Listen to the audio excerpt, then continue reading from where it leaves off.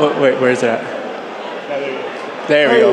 Imagine standing across the ring from a boxer who is 6'5" with an 80-inch reach, fighting in a division where most of his opponents are shrinking their bodies down just to make the weight limit.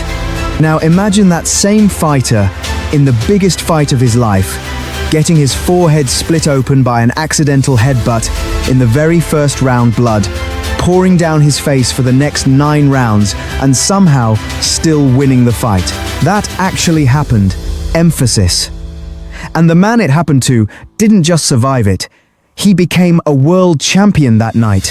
This is the story of Sebastian Fundora. They call him the Towering Inferno. A kid so unusually tall that strangers used to walk up and ask if he played basketball. Born into a Cuban-Mexican boxing family where fighting wasn't a hobby, it was simply what you did. A fighter who was knocked down, cut open, doubted, and written off more than once, and who just kept getting back up anyway. Stick around, because by the end of this story, you'll understand exactly why nobody in his entire division wants to see this freak of nature standing across the ring from them. Born into a boxing family, let's start in West Palm Beach, Florida, December 28, 1997. Sebastian Alexander Fundora is born into a household where boxing wasn't something you discovered. It was just there, from day one, like breathing.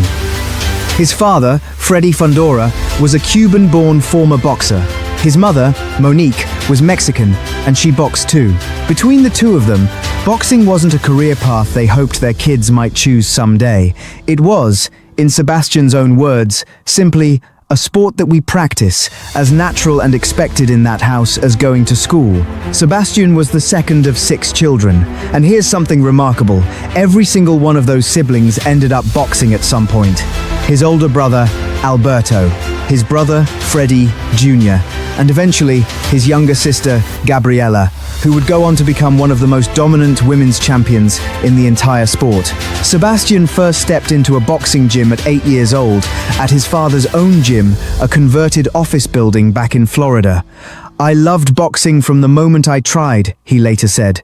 "There was no dramatic decision, no defining moment. It was simply love at first punch." The move that changed everything. When Sebastian was around 8 or 9 years old, the entire family packed up and moved across the country, from Florida to California. His father wanted to build something bigger, and he did, eventually founding the Coachella Valley Boxing Club, about 130 miles from Los Angeles. That gym became the entire world for the Fundora family.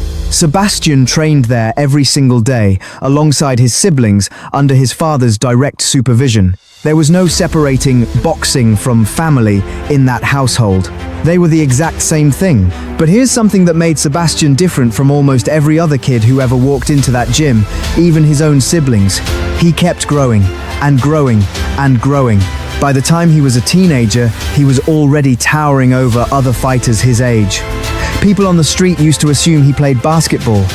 Nobody looked at this lanky, impossibly tall kid and thought, boxer, not in the traditional sense anyway. The freak who shouldn't have worked. Here's where you need to understand something about boxing, if you don't already. Height and reach can be a massive advantage, but only if you actually know how to use them.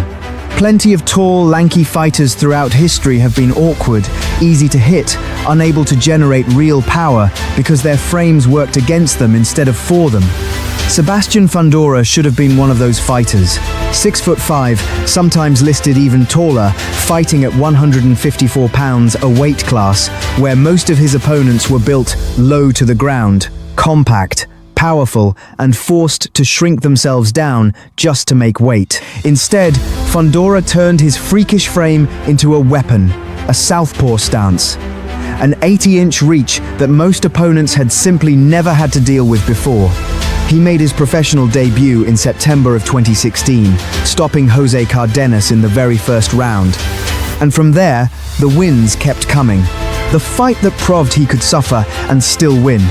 In 2022, Fundora faced a dangerous, hard-hitting fighter named Erickson Lubin, and in the 7th round of that fight, something happened that would end up defining his entire reputation.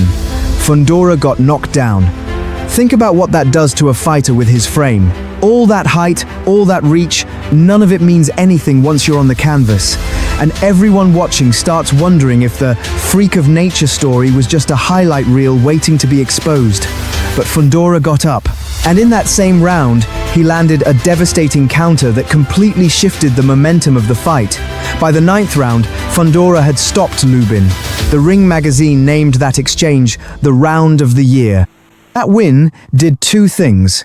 It captured him the WBC Interim Light Middleweight title, and it proved something that mattered even more than any belt, that this towering, unusual fighter could take real adversity, real punishment, and come out the other side still standing, still winning. The loss that should have derailed him. But boxing has a way of humbling everyone eventually. In April of 2023, defending that same interim title, Fundora ran into Brian Mendoza, and this time, there was no comeback. Knockout loss. His first defeat as a professional. Here's the part of the story that a lot of fighters never recover from. Losing your first world title fight by knockout on a stage that big can absolutely end careers. It can shatter a fighter's confidence in a way that never fully heals. For a while, questions swirled around Fundora. Was the height and reach advantage actually just a gimmick that elite competition could expose? Was that Lubin comeback a one-time fluke? What happened next would answer those questions in the most dramatic way possible. The bloodiest night of his career, March 30th, 2024, Las Vegas. Sebastian Fundora steps into the ring against Tim Tszyu, undefeated, highly regarded, son of a legendary former champion, fighting for the vacant WBC and WBO super welterweight world titles. And then, almost immediately, disaster struck.